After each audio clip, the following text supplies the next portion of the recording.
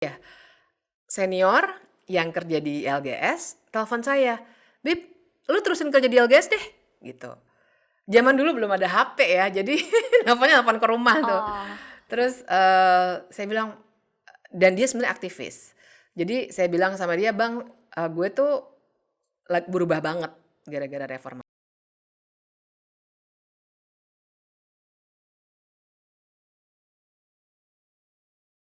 Assalamualaikum warahmatullahi wabarakatuh. Shalom Om Swastiastu, Namo Buddhaya, dan salam kebajikan bagi kita semua. Halo semua, selamat datang di episode pertama Alumni Sharing LK2 FHUI. Perkenalkan, nama saya Yosita Dea, staf Biro Hubungan Masyarakat selaku moderator yang akan menemani teman-teman sekalian pada podcast pada hari ini. Sebelum ngobrol lebih lanjut mengenai kehidupan organisasi maupun pekerjaan narasumber kita yang sangat-sangat luar biasa, aku mau ngasih tahu dulu nih kepada teman-teman, apa sih itu Alumni Sharing LK2 FHUI?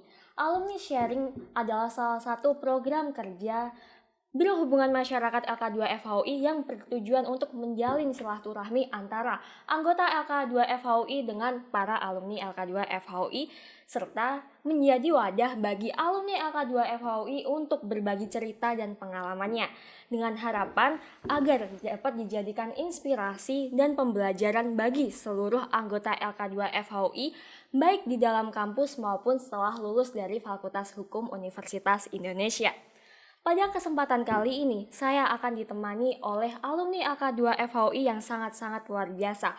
Beliau merupakan seorang praktisi hukum perempuan dalam sektor ahli hukum tata negara dan salah satu pendiri Pusat Studi Hukum dan Kebijakan. Dan sekarang beliau menjadi dosen di STH Jantara Indonesia. Wah, kira-kira siapa ya? Ayo coba tebak. Tanpa lama-lama lagi, langsung saja kita sambut Ibu Bivitri Susanti SHLLM atau biasa disebut dengan Ibu Bivitri. Halo Bu Bivitri, selamat siang. Gimana kabarnya? Halo, selamat siang, kabar saya baik, makasih. Oke, sebelumnya saya mau mengucapkan terima kasih banyak kepada Ibu Bivitri karena sudah bersedia untuk mengisi episode pertama Alumni Sharing LK2 FHUI ini yang mengangkat tema Women in Law Tales of Truth and Grow in Legal Career.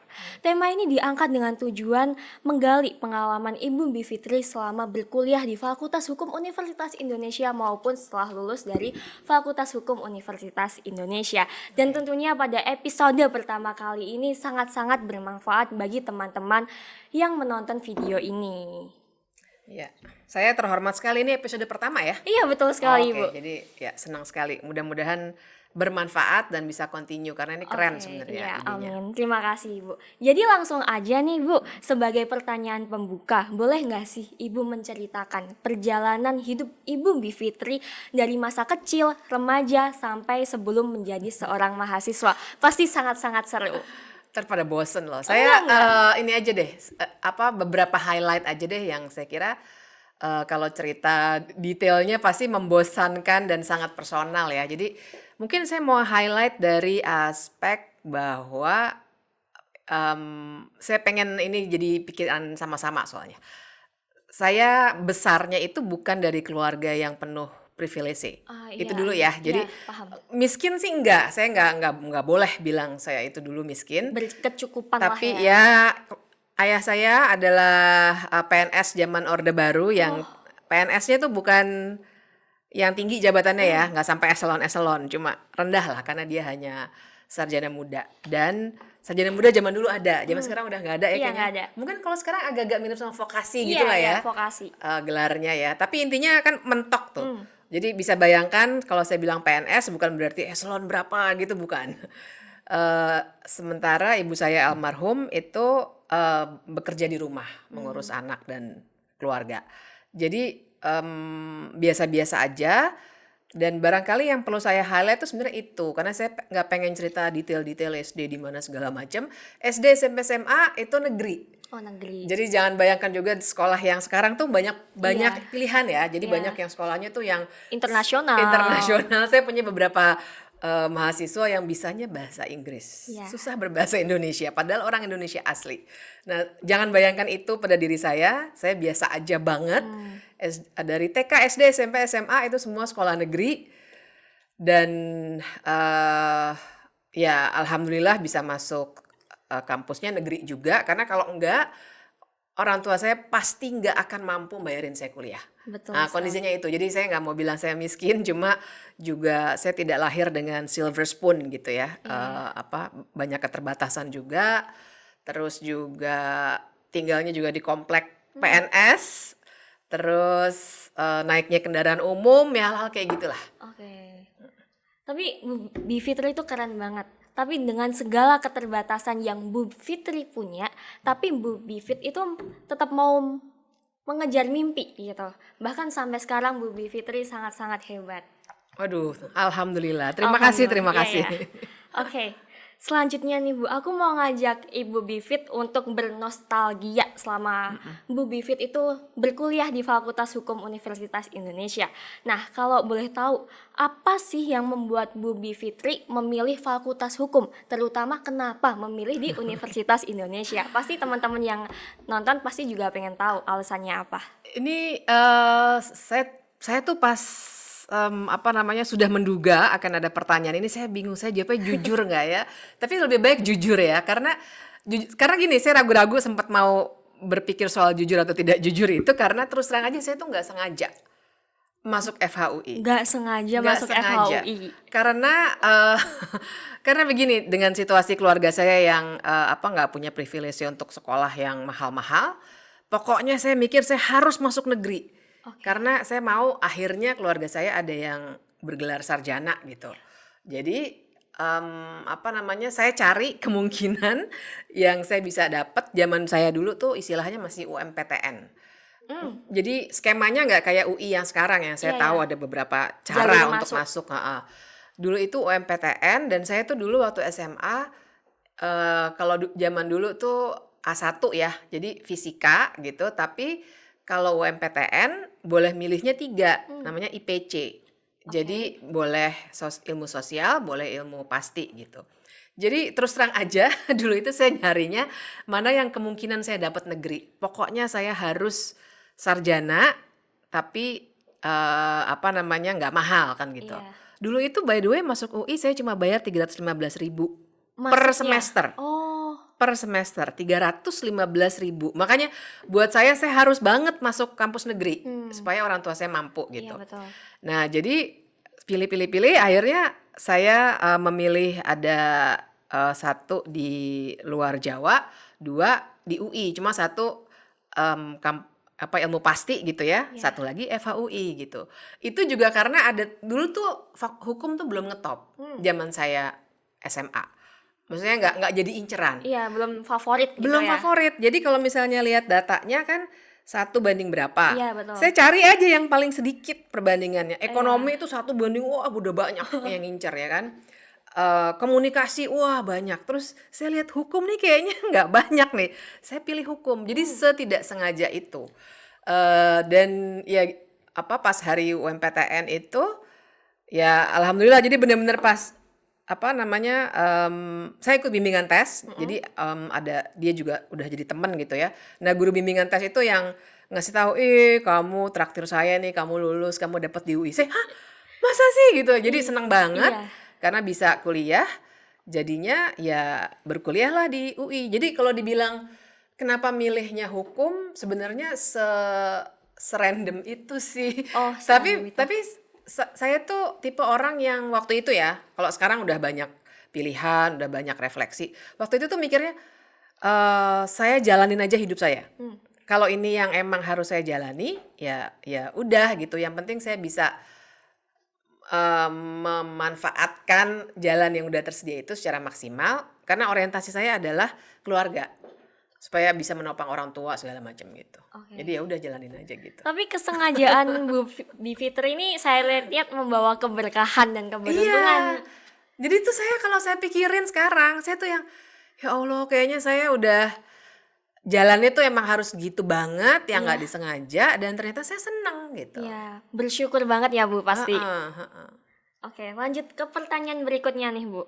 Boleh nggak sih Bu menceritakan kegiatan seorang Bu Bivit selama di kampus dulu tuh ngapain aja? Soalnya saya dulu dengar Bu Bivit itu juga Dewan Eksekutif LK2 FHUI. Ya. Pasti sibuk nggak tuh Bu? Sibuk sih. Jadi saya kan emang orangnya suka aktif dari Hmm. SMA tuh ikut segala macam. Terus pas masuk kampus juga cara saya mencari teman memang dengan berorganisasi. Nah, jadi ikut LK2 dan dulu opsinya nggak banyak sih. Kalau sekarang kan yang saya tahu ada Iya, ada. moot court, Iya, ada lomba apa muting. namanya Iya, debat gitu-gitu debat. kan. Dulu tuh terbatas. Jadi LK2, terus dulu Perfilma, Ya, Alsa, Elsa. apalagi ya? Kayaknya cuma itu deh. Udah tentu saja Senat. Zaman dulu Hmm. Senat namanya bukan BEM ya. Iya. Nah, kalau baru masuk pasti belum terlalu bisa aktif di Senat kan. Jadi pilihannya 3 itu tadi. Terus saya memilihnya LK2 karena ya saya penuh keingintahuan aja sih. Terutama dalam penulisan ya, Bu. Dan diskusi. Iya, Jadi saya betul. senang juga tuh ada diskusi-diskusi seperti itu dan ya dan ternyata cukup cukup menyenangkan komunitasnya karena dulu kan saya nggak tahu sekarang masih ada sekretariat sendiri gitu kan. Dulu tuh kita sekretariat di lantai 4. Eh, Lantai 4 gedung C ya kalau saya nggak salah. iya, iya. Nah, jadi seneng gitu bisa ada di sekretariat ngumpul, ngobrol, Oh, diskusi, bikin tulisan, itu menyenangkan iya. ternyata. Sekarang namanya student center, Ibu. Oh, oke oke oke Jadi oke. setiap BO organisasi itu punya ruangan sendiri-sendiri. Oh, oke oke. Iya, jadi dulu itu aktivitas utamanya di situ. Terus pas sudah berjalan beberapa semester, kemudian ikutan di senat Iya. mahasiswa. Terus juga dulu saya juga ikut ini kan tahunnya 97 98 Hmm. tuh lagi hot ya. Iya, hot hot. Pergerakan mahasiswa. Jadi saya juga dulu aktif di KBUI, Keluarga Uh, Besar UI. oke. Dulu waktu kuliah Ibu di FH ikutnya LK2 aja atau ikut kayak yang lain seperti ALSA dan lain-lain? Atau fokus di LK2 aja? Fokus di LK2. Oke, Awalnya fokus. sih kayak shopping gitu ya.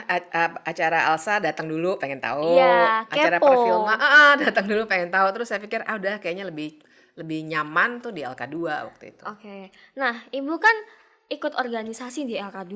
Nah, saya mau tanya, apa ada manfaat mengikuti organisasi LK2 itu baik di dalam kampus maupun setelah lulus dari Fakultas Hukum? Ada banyak banget. Apa aja itu? Jadi misalnya tuh ya dari segi cara kita melihat persoalan aja, menurut saya tuh karena di LK2 itu biasa paling tidak ya itu tadi karena pilihannya kan dulu nggak sebanyak sekarang, ada mungkin sekarang di klub debat, moot court juga mungkin mungkin ya karena saya nggak tahu agak sama. Tapi kan dulu karena pilihan terbatas, saya merasa di LK2 itu banyak diskusi gitu. Jadi Iya. exercise keilmuannya itu banyak gitu sehingga cara berpikir saya juga menurut saya sih jadi lebih rapih gitu. Hmm. Maksudnya kan zaman sekarang untuk angkatan saya ya, bukan kalau teman-teman saya yakin udah berubah lah ya situasinya. Kan banyak orang yang suka terlalu cepat ngambil kesimpulan gitu Iya, misalnya. betul. Nggak ngelihat ini apa namanya banyak Faktanya. fakta dulu, argumennya gitu. Iya. Nah, karena di LK2 itu banyak diskusi, terus nulis, jadinya mungkin nggak terlalu saya sadari pada awalnya, tapi kalau saya pikir-pikir itu sebenarnya membantu saya untuk lebih nggak cepet ngambil kesimpulan gitu. Mau lihat dulu sebenarnya ini what's going on gitu. Coba Hmm. lihat dulu faktanya, lihat dulu peristiwanya, baru berkesimpulan. Iya. Nah, itu satu tuh cara berpikir. Tapi yang penting juga sebenarnya networking, Koneksi. koneksi. Jadi kan waktu itu juga sering ngadain workshop ya, Iya, betul. workshop Sekarang segala juga macam. masih. Masih Iya, ya. masih. Nah, itu kan workshop tuh mau nggak mau kita pasti berhubungan dengan alumni. Iya, nge-approach alumni gitu. Terus pas hari H-nya kan juga wah sibuk ngatur Iya, teknis, tapi kan juga jadi banyak ketemu orang, betul. memperkenalkan diri sama orang gitu, alumni-alumni segala macam. Dan itu buat saya sampai sekarang tuh useful banget. Oke. Ngomong-ngomong tentang koneksi sih, Bu. Menurut Ibu Bivitri, seberapa penting sih koneksi itu untuk kita sebagai mahasiswa Fakultas Hukum? Sangat penting karena justru saya merasa orang-orang nggak hanya merasa sih, saya mengamati bahkan sudah terjadi gitu, nggak hanya perasaan. Teman-teman yang yang sekarang bisa dibilang ya sukses lah, tapi kan sukses tuh ini ya, apa ukurannya kita bisa beda-beda Relatif. ya. Tapi saya melihat yang banyak koneksinya sekarang generasi saya itu adalah orang-orang yang dari awal memang sering berinteraksi sering berjaringan Hmm. gitu. Orang yang cuma kuliah pulang, mungkin IP-nya tinggi banget, tapi ketika dia mencari pekerjaan, bahkan ketika sudah bekerja dan kemudian harus kadang-kadang kan ada yang misalnya kita lawyernya A, terus ternyata lawyernya B itu sebenarnya teman FHUI juga. Iya, betul. Nah, kalau misalnya kita dari awal tuh udah berjaringan, enak gitu. Kita Iya, saling kenal, terus yang lu gini-gini lebih. Jadi ketika harus bernegosiasi atau harus meeting gitu, lebih lebih enak gampang gitu. suasananya. Kalau orang, soalnya berapa kali tuh teman saya yang, kan gue juga alumni FHUI. Terus teman saya cerita ke saya, terus ya ampun gue nggak kenal siapa ya. Terus dia langsung, ini siapa sih namanya? Hmm. Menurut saya kan itu hasil dalam tanda kutip, hasil dari orang itu tuh dulu waktu kuliah nggak bergaul gitu. Jadi pas dikasih tuh, saya juga alumni FHUI, angkatan berapa? Pasti langsung, Iya, betul. kita seangkatan, seangkatan gitu. Ada loh yang kayak gitu. Karena nggak main, kuliah Hmm. pulang. Itu penting banget buat pekerjaan. Ya, jadi kita sebagai seorang mahasiswa itu kalau bisa harus imbang ya, Mm-mm. Bu. IPK-nya juga bagus, tapi dalam pengalaman organisasi atau lainnya itu juga harus bagus. Jadi kita nggak Mm-mm. boleh kayak timpang tindih satu sama lain gitu. Mm-mm. Oke, nggak jauh-jauh dari FHUI lagi nih, Bu. Aku mau tanya sih. Hmm. Ada nggak sih pengalaman yang paling berharga selama Ibu berkuliah di Fakultas Hukum Universitas Indonesia? Pasti kan ada pengalaman suka, duka. Tapi yang paling berkesan bagi Ibu Bivitri itu apa? Yang paling berkesan sebenarnya pas zaman-zaman reformasi sih. Ah, Iya, tahun I 98 see. itu. Berkesannya karena gini, sebenarnya orang sekarang kenalnya saya bidangnya hukum tata negara kan. Iya. Sebenarnya sih waktu di FHUI itu PK-nya PK 4. Oh, PK 4 itu kegiatan-kegiatan ekonomi iya. kan. Jadi, dan saya PK 4 banget. Jadi saya Hmm. tuh udah magang di HHP, Hmm. magang di LGS, magang di Bank Danamon sebagai corporate secretary staff. Waktu itu kami handle holdingnya Bank Danamon. Sebelum 98 ya, jadi sebelum krisis ekonomi. Jadi saya PK 4 banget dan teman-teman saya tuh dulu sempat ngeledekin saya, lu pasti ntar punya law firm. Gitu. Tapi gara-gara 97 98 saya banyak diskusi termasuk dengan orang-orang miskin gitu ya, orang yang nggak punya akses. Saya tuh jadi bener-bener mengubah pikiran saya banget gitu. Dan jadi waktu itu pokoknya ceritanya panjang lah ya, tapi diskusi-diskusi dengan teman-teman di KBUI, di FHUI termasuk LK2. Jadi saya sempat debat dengan Iya. beberapa kawan di LK2 yang punya pandangan berbeda tuh, debatnya luar biasa waktu itu ya. Itu semua bikin saya berpikir bahwa saya tuh sebenarnya jadi mau kerja jadi apa sih? Maksudnya buat saya itu momentum yang penting banget. Jadi waktu Soeharto turun tuh Mei 98, abis itu kan udah sebagian saya waktu itu sengaja nggak mau lulus dulu karena mau ngurusin reformasi. Tapi abis itu saya kebingungan, saya mau lanjut kerja di law firm nggak sih? Di satu sisi kerja di law firm itu seperti shortcut untuk mengangkat keluarga saya. Karena saya tuh breadwinner ya di Iya. keluarga. Saya yang nanggung semua keluarga sampai sekarang sih sebenarnya. Jadi saya pikir saya mesti punya pekerjaan yang saya udah ngerasain kerja di HP, magang doang aja kan dulu gajinya juga dolar. Iya. Jadi hal-hal yang kayaknya ini paling cocok nih gitu. Tapi gara-gara 98 itu saya pikir saya mendingan kerja untuk sedikit orang yang punya uang banyak atau saya kerja untuk banyak orang yang sebenarnya nggak punya uang. Saya milih yang kedua. Jadi itu benar-benar titik balik saya. Jadi saya ingat banget tuh waktu itu saya mikir, oke, saya mau kerja untuk banyak orang yang punya uang sedikit atau nggak punya uang. Jadi saya mikirnya waktu itu saya entah kerja di NGO, jadi jurnalis atau jadi hakim. Hmm. Saya mikirnya itu langsung nggak mau lagi jadi lawyer. Nah waktu itulah belum lulus nih, masih kuliah. Senior yang kerja di LGS telepon saya, Bib, lu terusin kerja di LGS deh, gitu. Zaman dulu belum ada HP ya, jadi nelfon ke rumah tuh. Oh, Terus saya bilang, dan dia sebenarnya aktivis. Jadi saya bilang sama dia, Bang, gue tuh berubah banget gara-gara reformasi. Boleh nggak gue pikirin dulu? Kenapa dia gini-gini, ini enak banget nih deal guys, gini-gini. Ya gue pokoknya berubah banget lah segala macam cerita gitu. Terus besoknya dia telepon lagi. Kalau lo memang sekarang mikirnya gitu, mau nggak lu bantuin gue aja bikin lembaga studi kayak LK2 gitu. Jadi awal mulanya PSHK terjadi tuh kayak gitu. Karena saya saya cerita sama beliau, saya berubah haluan, saya nggak mau kerja di law firm. Thank you for the offer gitulah ibaratnya gitu ya. LGS tuh keren banget tapi I change my mind. Terus dia ya udah deh kalau gitu kita bikin lembaga studi yuk. Lu cari satu orang lagi untuk nemenin. Terus kita bikin aja. Saya belum lulus tuh, makanya masih relevan kan dengan pertanyaan. Karena saya belum lulus. Nah, temen LK2 satu lagi, namanya Arya Suyudi, saya ajak. Ya, kita sambil bikin skripsi ya, kita bikin yuk ini yuk. Lembaga studi namanya PSHK. Waktu itu belum ada nama, terus kita nyari-nyari nama. Ya udah, akhirnya saya sama Arya tuh ngerjain skripsinya di kantor PSHK yang lama. Terus baru abis itu lulus. Jadi berubah total deh jalan hidup saya. Jadi itu juga latar belakang kenapa PSHK itu bisa terbentuk ya Ibu? Itu memang awalnya tuh alumni LK2 tuh. Oh, jadi alumni LK2 semua pendirinya? Ya, tapi satu sih Pak Arief Srawijoyo itu bukan ya. Maksudnya kan dulu kan LK2 juga belum aktif kan. Aktifnya tuh baru zamannya Bang Chandra Hamzah kan. Jadi tapi pada umumnya sih alumni LK2, Bang Chandra Hamzah, Bang Fikri Assegaf, Bang Hamid Khalid, terus Bang Haris Emrum, sama ada Bang Yuli Harsono namanya di Setnek tuh.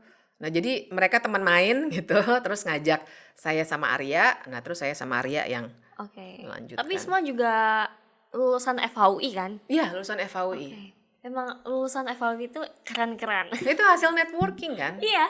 Jadi berasa banget di situ. Iya, berasa banget. Karena kan diriin lembaga baru, bayangin aja nih lembaga baru. Misalnya kayak kalian nih belum lulus gitu, terus ada orang yang ngajakin kerja di situ, gajinya belum pasti. Lembaga apaan nih baru denger. Kan mau nggak mau kita harus carinya yang percaya sama kita kan, temen gitu. Ya jadi makanya yang berguna adalah networking itu. Saya pikir makanya alumnus tadi tuh ngajak saya karena dia juga udah tahu, wah ini sih udah biasa nih gitu. Dan mau aja sesuatu yang gak pasti kayak gini, kita bangun bareng-bareng yuk dari nol gitu. Tapi Ibu Bivitri itu berani mencoba hal yang baru? Ya. Oke. Kalau boleh tahu nih Bu, ada nggak? Tadi kan ngomong-ngomong PSHK, itu kan lembaga baru, otomatis ngebangunnya itu kan susah kan ya? Banget. Nah, kesusahannya waktu ngebangun PSHK itu kalau boleh tahu apa? Ya, jadi sekarang PSHK udah 25 tahun ya. Iya, 25 Dia sama-sama tahun. reformasi karena mulainya Juli 98.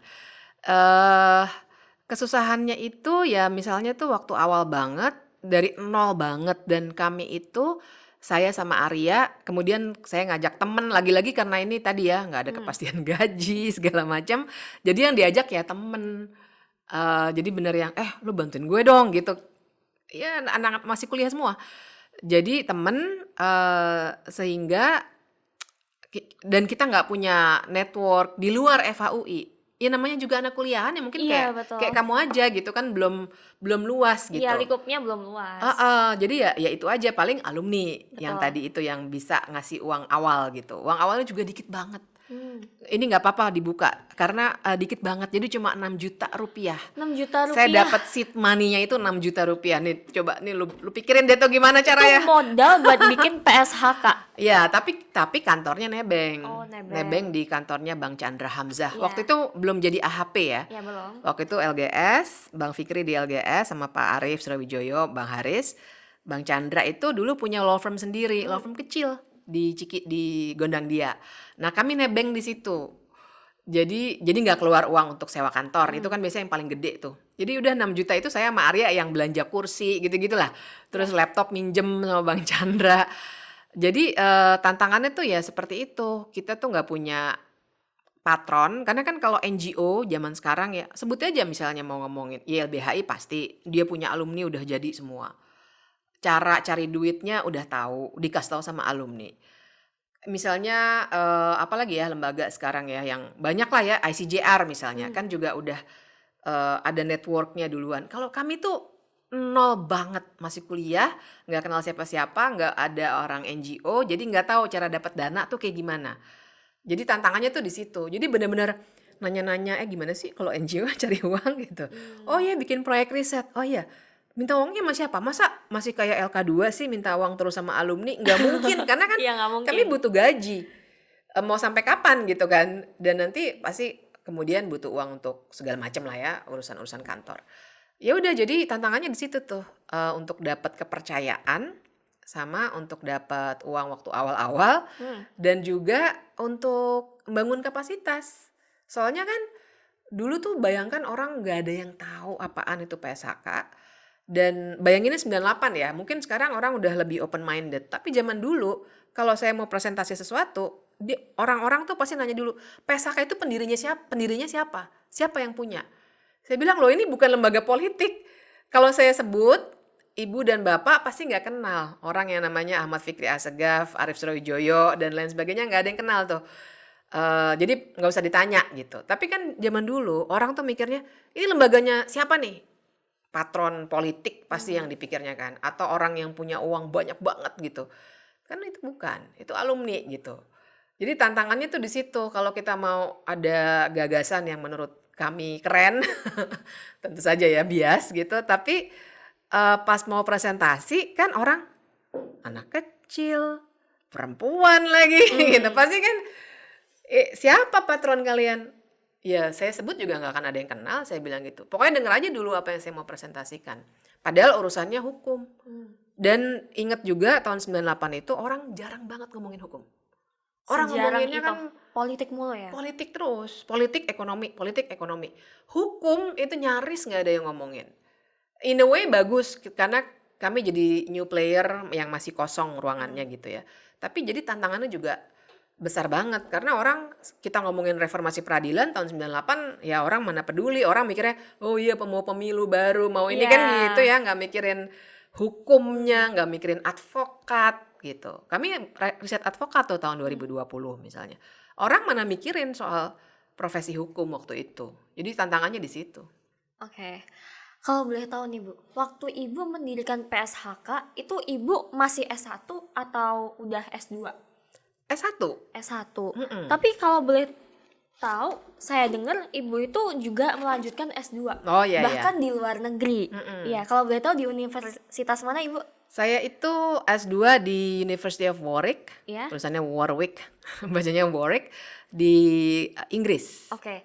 Kalau boleh tahu gimana sih caranya biar bisa kuliah di luar negeri? Karena kalau saya dengar juga Ibu dapat beasiswa kan? Mm-mm. Nah, mungkin Ibu bisa ngasih tips and tricks gimana dapat beasiswa di universitas top luar negeri. Iya iya iya, ini juga sesuatu yang mudah-mudahan beneran ya inspiring. Karena Iya. buat saya tuh, saya pengen banget sekarang yang sekolahnya tinggi-tinggi lebih banyak. Dan menurut saya sekarang itu banyak banget opportunity-nya. Terutama dengan adanya LPDP. Saya cukup banyak lah lihat teman saya yang mengambil manfaat dari situ. Kalau zaman saya dulu itu terbatas, dan saya tuh waktu itu dapat beasiswanya dari Chevening namanya. Chevening itu dari pemerintah Inggris. Chevening Awards namanya. Kan dulu tuh terbatas, jadi ada Chevening, Fulbright, terus ada beberapa lagi yang kecil-kecil tuh dari Australia belum gede waktu itu. Tapi udah ada. Nah, yang inceran orang-orang nih dulu 3 ini.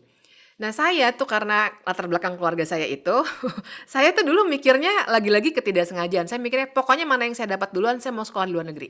Iya. Saya pokoknya mindset saya udah gitu. Saya pokoknya mau S2-nya di luar negeri, nggak mau di Indonesia gitu. Tapi kan keluarga saya nggak mungkin banget. Ibaratnya tuh mau jual rumah juga nggak kebayar tuh kalau Mustahil kalau gitu. kuliah di luar negeri biaya sendiri. Jadi saya mikirnya harus dapat beasiswa. Dan waktu itu lagi-lagi gara-gara network. Jadi salah satu pendiri PSHK, Said Zaidansyah, itu dulu bukan LK2. Kalau nggak salah dulu dia Alsa deh. Oh. Alsa ya. Nah, tapi dia salah satu pendiri PSHK. Terus dia lagi ngobrol di PSHK, terus Bib besok tutup nih. Chevening lu coba deh gitu. Hah, besok beneran Iya. Ya udah, saya ngerjain malam itu langsung kirim. Hamin 1 banget.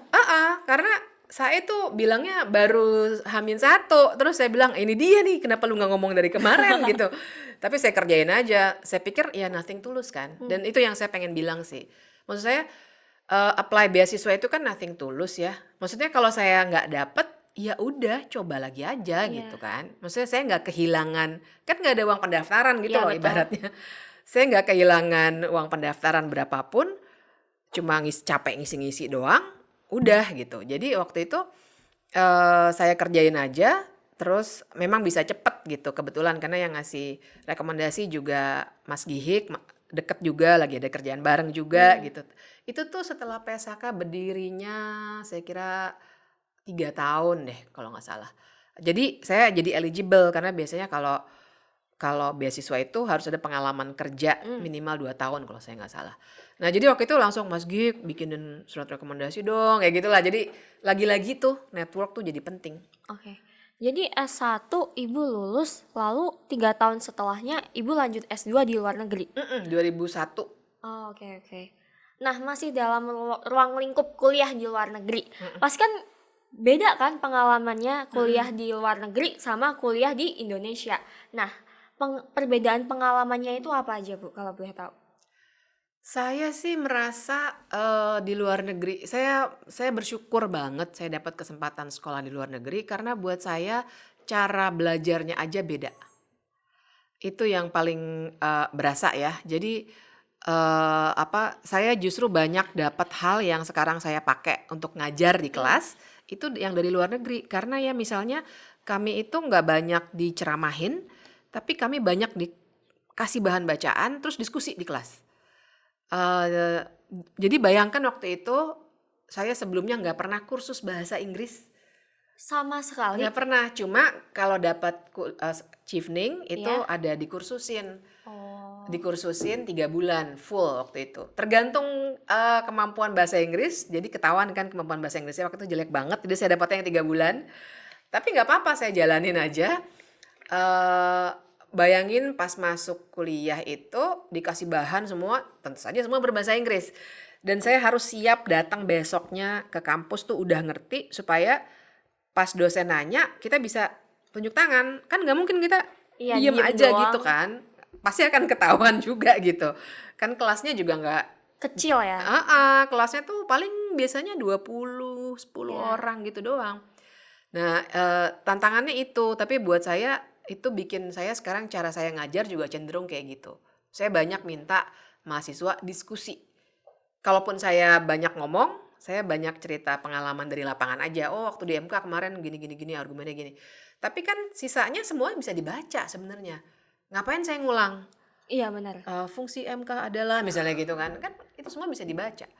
Nah, jadi, yang beda banget menurut saya itu, kita tuh dididik untuk bener-bener belajarnya mandiri, nggak disuapin gitu sama dosen, dan suasana akademiknya juga sangat sangat terasa, banyak. Sekarang mungkin udah kayak gitu di UI ya, banyak debat, makanya ada klub debat juga segala macam. Kalau dulu kan nggak ada. Kayaknya yang pertama-tama ada lomba debat tuh pas saya mau mau lulus deh. Dulu tuh Hmm, namanya ada adu nalar mahasiswa. adu nalar mahasiswa. Kayak itu pertama tuh. Belum ngetren dulu debat, sama sekali belum. Gitu. Jadi itu Hmm. yang buat saya sangat membedakan, saya enjoy banget. Dan sebenarnya saya S3 juga, cuma belum lulus aja. Oh, kalau boleh tahu S3-nya di mana, Ibu? S3-nya di University of Washington di Seattle. Oh, ini belum selesai. Belum karena saya banyak kendala. Makanya kalau teman-teman nanti mau cari sekolah di luar negeri, Ya. mendingan cari beasiswa yang fix. S3 saya itu kacau gara-gara fundingnya dari kampusnya, terus waktu itu kampusnya menghentikan funding dan Hmm. saya nggak punya uang untuk nerusin. Jadi saya pulang dulu ke sini dan di sini terlalu banyak pekerjaan jadi Ya. terbengkalai gitu. Tapi sebenarnya status sih masih masih berusaha Oke. meneruskan. Jadi tetap mau ngelanjutin sampai lulus ya, Bu? Iya dong. Ya, Kalau dosen kan harus tuh iya harus. S3. Oke, nah karena tadi Ibu Bivitri udah banyak sharing beserta ngasih jawaban-jawaban Hmm. emas tentang kehidupan perkuliahan, organisasi, pekerjaan, beasiswa, dan lain-lain, aku mau ngajak Bu Bivitri untuk main sebentar. Kira-kira Ibu kepo nggak main apa? Banget. Eh, Apa apa apa. Oke, nah Nama gamesnya ini This or That. Jadi cara mainnya itu gampang banget Bu. Saya akan ngasih Ibu 2 pilihan dan Oke. Ibu bakal memilih salah satu dari pilihan tersebut tapi nggak boleh lama-lama. Oke. Ibu Susah bersiap? nih buat orang Libra. Orang Libra banyak timbangannya. Oh, Ibu Libra? Iya. Oke. Sama ya? Enggak, saya Aries. Oh, Aries. Oke, Ibu oke. udah siap? Ya, oke. Tapi jawabnya jangan lama-lama ya Ibu. Oke. Yang pertama, mie rebus atau mie goreng? Mie goreng. Pidana atau perdata? Perdata. TikTok atau Instagram? Instagram. Transportasi umum atau pribadi? Umum. Bubur diaduk atau nggak diaduk? Wah, diaduk banget saya. Litigasi atau corporate lawyer? Corporate sih. Bisnis atau politik? Politik. Traveling atau kuliner? Traveling. Oke, udah cukup. Udah ya? Oke. Ini nggak ada dikasih hadiah ya? Menyusul. Menyusul. Oke, gimana tadi gamesnya Ibu? Cukup memicu adrenalin nggak? Lumayan sih, karena ya itu tadi bisnis atau apa tadi politik Iya, ya. politik. Kenapa Ibu memilih politik? Karena sekarang saya banyaknya ke situ ya. Iya, betul. Tapi tadi pas pidana atau perdata, saya milihnya perdata karena saya tuh namanya 4 tahun ya belajarnya PK4. Jadi sebenarnya perdata saya tuh masih nempel banget. Dan itu useful loh by the way. Untuk saya sekarang bidangnya HTN, tapi logika hukum perdatanya itu bisa dipakai. Iya. Jadi useful banget. Jadi sebenarnya memang kita perlu lintas bidang sih. Betul. Nggak bisa dikotak-kotakin kayak gitu. Nggak boleh ngambil dari satu sisi aja ya. Bu? Dan saya berdasarkan pengalaman itu merasa ya memang kita nggak boleh dikotakin anak PK4 terus nggak ada perspektif lain. Sebaliknya anak HTN terus kalau nggak belajar perdata, nggak belajar pidana pasti kering banget analisisnya.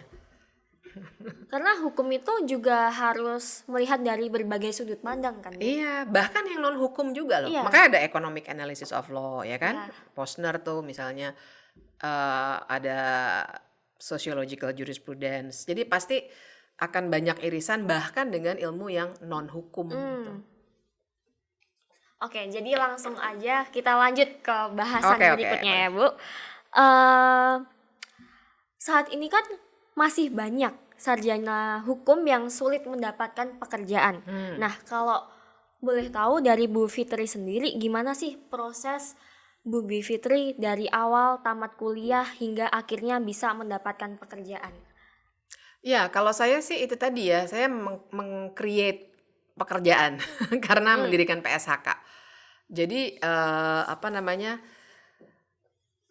nggak apply-nya itu justru nggak banyak, yang banyak malah waktu kuliah. Gara-gara saya dulu suka dibilang sama teman saya wanita ambisius karena bener-bener pengen menopang keluarga segala macam. Saya tuh memang dari semester berapa tuh udah kerja gitu, makanya sempat magang di HP, magang di LGS, di Bank Danamon gitu. Nah jadi saya tuh dulu tuh yang ambisiusnya adalah sebelum lulus udah apply untuk magang. Tapi ya itu tadi, kalau setelah lulus sih saya udah stick aja di PSHK karena saya enjoy banget gitu. Jadinya saya create kerjaan sih, create lapangan pekerjaan gitu ketimbang apply. Masih ngomongin tentang pekerjaan Ibu. Lulusan fakultas hukum tadi kita sempat bahas tadi. Kalau salah satu yang paling penting itu koneksi. Dan koneksi itu juga sangat berpengaruh untuk besok kita kerjanya dapat mudah apa enggak gitu kan. Nah, menurut Ibu sendiri selain koneksi, hal yang paling penting yang dipunyai sama mahasiswa fakultas hukum agar bisa mendapatkan karir yang cermilang itu apa? Cara berpikir atau bernalar gitu. Saya itu sekarang di Jentera ada satu mata kuliah yang saya pegang namanya penalaran hukum. Di FAUI belum ada kan sampai sekarang? Belum ada. Nah itu menurut saya menarik banget dan menariknya itu karena itu tadi tuh buat saya kalau kita cuma belajarnya undang-undang, kan dulu zaman saya kira di FAUI sekarang udah nggak gitu. Tapi zaman saya dulu kan ini banget, strict banget. Undang-undang, KUH Perdata tuh, KUH Pidana segala macam itu kita belajarnya itu. Tapi dulu kami jarang sekali diajarkan untuk bernalar. logika hukum, dan cara membaca pasal secara umum dan lain sebagainya. Saya baru belajar itu semua setelah lulus dari FAUI. Makanya saya tuangkan jadi mata kuliah sendiri di Jentera sekarang. Nah, menurut saya kalau misalnya kita cerdas di penalaran dan penelitian hukum, makanya LK2 sebenarnya relevan banget. Ibaratnya tuh mau ada 10 undang-undang baru, 1000 undang-undang baru, kita nalarnya udah tahu. Cara berpikir sebagai lawyer itu kita udah tahu. Jadi nggak tergantung pada undang-undang yang sudah kita pelajari. Gitu. Jadi menurut saya skill yang paling penting itu selain tadi networking ya, itu memang penelitian sama penalaran hukum. Karena itu skill basic. Nanti ya kayak saya lah belajarnya PK4, sekarang HTN. Nah buat saya yang membantu adalah kalau kita keluar dari kotak itu, yang penting basic bernalarnya dapet gitu. Jadi mau belajar apa aja nanti udah gampang. Oke. Tapi kalau boleh tahu sekarang ini Ibu Bivitri itu fokusnya itu menjadi seorang praktisi hukum atau sebagai dosen di Jentera? Dua-duanya sih. Jadi maksud saya pijakan saya itu dosen, tapi sebagai dosen sebenarnya saya bukan tipe dosen yang cuma ngajar. Jadi banyak banget karena saya bidangnya sekarang tuh HTN ya. Praktisinya itu dalam arti saya dimintai pandangan-pandangan. Jadi legal opinion saya itu Ya. bukan legal opinionnya hukum bisnis, korporasi gitu, tapi legal opinion dalam hal mau bikin lembaga baru gimana nih? Atau kalau misalnya rancangan undang-undang kayak gini, bener nggak? Mana yang harus diperbaiki? Gitu. Jadi praktisinya dalam hal itu. Oke, masih perihal tentang praktisi hukum. Menurut Bu Bivitri, apa sih peran seorang perempuan dalam praktisi hukum itu? Sebenarnya banyak banget. Ya, karena kan mungkin masih dipandang sebelah mata Banget, ya. Kayak praktisi hukum kok perempuan atau gimana gitu. Menurut Ibu gimana? Iya, itu terasa loh. Jadi sebenarnya penting banget karena dua hal menurut saya. Pertama, kalau di bidang saya ya, mungkin di bidang korporasi bisa berbeda. Tapi kalau di bidang hukum tata negara, hukum administrasi negara, hukum publik lah pada umumnya, penting karena jadinya perempuan bisa membawa perspektifnya. Jadi dia sebenarnya mewakili perempuan. Bukan soal gendernya, tapi soal bahwa ada isu-isu yang punya dampak berbeda antara perempuan dan laki-laki. Nah, kalau seorang perempuan masuk ke area praktik hukum, dia bisa bilang, oh kalau undang-undangnya kayak gini, atau kalau perdanya kayak gini, kan banyak banget ya perda diskriminatif. Kan kalau orang yang nggak belajar hukum, baca pasal-pasal tuh datar-datar aja ya. Iya, betul. Tapi kan kalau orang yang belajar hukum, dia bisa membawa perspektif, oke ini pasalnya biasa aja, tapi kalau ini diterapkan dengan bias penegak hukum, perempuan yang akan kena. Misalnya gitu. Iya. Nggak disebut-sebut perempuan atau laki-laki, jadi kayaknya aman-aman aja. Tapi dalam praktik, perempuan akan dirugikan. Nah misalnya tuh, itu contoh aja bahwa yang saya maksud dengan membawa perspektif perempuan tuh hal-hal seperti itu. Dan yang kedua pastinya publik menurut saya di Indonesia harus makin sering dibiasakan untuk melihat perempuan di segala bidang. Karena terasa banget ya, bahkan sampai sekarang. Kalau diskusi itu banyak banget yang kita bilangnya manel, all male panel gitu. Jadi pembicaranya semua laki-laki. Karena orang tuh berpikirnya yang ahli di dunia publik itu ya para laki-laki, nggak ada perempuan yang ahli gitu. Jadi nggak dicari. Nah ini yang lelah banget ngingetinnya, saya udah suka yang jangan all male panel dong. Gila yang ngomongin anti korupsi banyak banget perempuan yang bisa. Tapi orang tuh cenderungnya akan mikirin laki-laki semua yang ada di atas panggung. Nah jadi penting banget menurut saya perempuan itu mengisi dunia praktisi hukum untuk dua tujuan itu paling tidak. Ya, benar banget sih Bu. Karena kayak masih terlihat gitu loh ketimpangannya antara laki-laki sama perempuan di dalam dunia sisi hukum sendiri gitu. Karena kalau praktisi hukum yang pidana perdata gitu ke pengadilan tuh, kalau kita nggak dibiasakan untuk melihat seorang perempuan sebagai praktisi hukum yang sebenarnya brilian juga, banyak loh lawyer terus terang aja ya, bahkan yang terkenal banget, menganggap kalau perempuan itu dia lawyer sebenarnya lebih banyak melihat penampilannya. ini lawyer perempuan ini cantik atau enggak, Iya. bodinya keren atau enggak dilihat isi kepalanya. Yang penting Jadi cantik dulu. iya, jadi ya nggak usah disebut nama deh, tapi ada seorang lawyer terkenal banget yang pakai ininya selalu bling-bling begitu ya. Bukan lulusan FHUI by the way. Iya. Yang banyak dayang-dayangnya perempuan-perempuan, tapi dia nggak pernah melihat pikiran perempuan. Yang dia pilih sebagai lawyer-lawyer perempuannya adalah pasti hanya lawyer yang cantik. Jadi buat saya itu kan penanda bahwa cara pikir itu harus kita bongkar. Iya. Gitu. Karena Biar itu perempuan sebuah tuh dilihat pikirannya, Iya. bukan wajahnya. itu pola pikir yang salah menurut saya. Iya, dan buat saya cara untuk membongkar itu salah satunya adalah dengan memperbanyak perempuan di ruang-ruang publik ini, di ruang praktisi hukum. Jadi kita juga bisa mulai membongkar cara pandang itu bahwa perempuan tuh hanya soal dia pakai baju apa, pakai sepatu hak tinggi atau enggak, tapi ini pikirannya Otaknya kayak juga. gimana gitu. Oke. Nah, masih ngomongin praktisi hukum. Ibu Bivitri punya nggak pengalaman yang sangat-sangat berharga, berkesan di dalam dunia praktisi hukum? Yang berkesan itu apa ya? Ya apa ya? Saya kira sebenarnya itu tadi dalam konteks keperempuanan. Jadi banyak banget orang itu yang pertama-tama akan ngelihat menurut saya punya kapasitas yang sama dengan kolega-kolega saya yang laki-laki. Tapi kalau dalam forum itu yang pasti diminta pendapat dan didengar pendapatnya itu yang laki-laki. Jadi buat saya yang paling berkesan adalah ketika saya berhasil untuk menunjukkan bahwa sebenarnya saya punya kemampuan yang lebih dari orang-orang ini hanya karena dia laki-laki kalian lebih mendengar argumen dia. Tapi jadi saya berusahanya lebih keras. Dan menurut saya itu nggak adil. Iya. Begitu banyak perempuan yang sekedar untuk menunjukkan bahwa lu juga bisa lihat gue, pikiran gue, itu tuh belajarnya lebih. Menurut saya itu nggak adil. Nah, buat saya yang paling mengesankan tuh di situ. Ketika menurut saya berjibakunya lebih ini, jadi saya risetnya lebih mendalam. Misalnya risetnya saya bikin perbandingan hukumnya agak lebih banyak, paham sesuatu tuh lebih mendalam. Sementara saya tahu persis ada teman saya yang seforum, kadang-kadang dia datangnya telat, nggak nyiapin paper, nggak nyiapin PowerPoint, tapi dia lebih didengar karena dia laki-laki. Karena dia laki-laki. Iya, saya tuh udah bikin paper pakai PowerPoint, udah well prepared, Lebih niat datangnya dari on time, ya. tapi ya saya harus membuktikan bahwa saya itu punya kapasitas.